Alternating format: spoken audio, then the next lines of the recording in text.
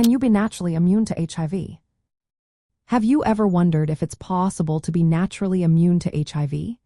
The answer is complex and intriguing. Complete natural immunity to HIV, meaning absolute protection without any medical intervention, is extremely rare. However, there are specific cases where individuals show significant resistance to the virus, mainly due to genetic and immune system factors. One of the most well-known genetic factors is a mutation called CCR5 delta 32. This mutation affects a receptor that HIV uses to enter immune cells. People who inherit two copies of this mutation, one from each parent, have cells that lack this receptor. As a result, HIV cannot easily infect these cells, giving them a high degree of natural immunity. However, individuals with just one copy of this mutation may not be fully immune but could experience delayed disease progression if they do become infected. In addition to genetic factors, some individuals, particularly certain female sex workers, who are frequently exposed to HIV but remain uninfected, exhibit natural resistance. These individuals are often referred to as HIV-exposed seronegative or Hessian individuals. Their immune systems are particularly adept at controlling inflammation and limiting the number of HIV target cells at mucosal sites, which are the main entry points for the virus. They often possess strong innate and adaptive immune responses, including specific antibodies that may neutralize the virus early on.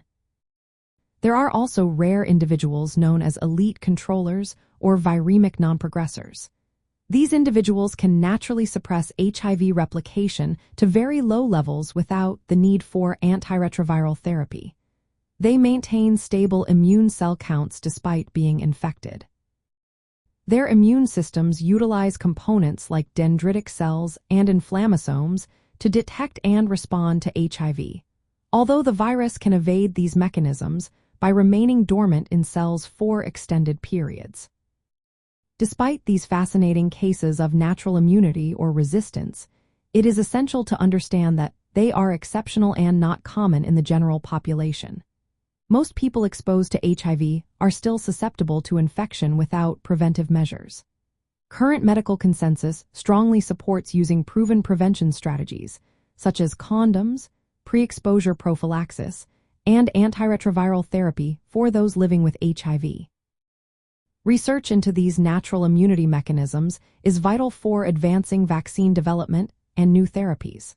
However, it does not replace the need for standard prevention and treatment methods.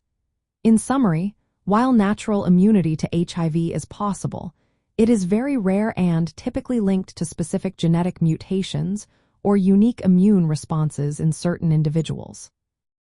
Understanding these factors is crucial for improving HIV prevention and treatment, but it is equally important to relying on established protective measures and regular testing to safeguard sexual health.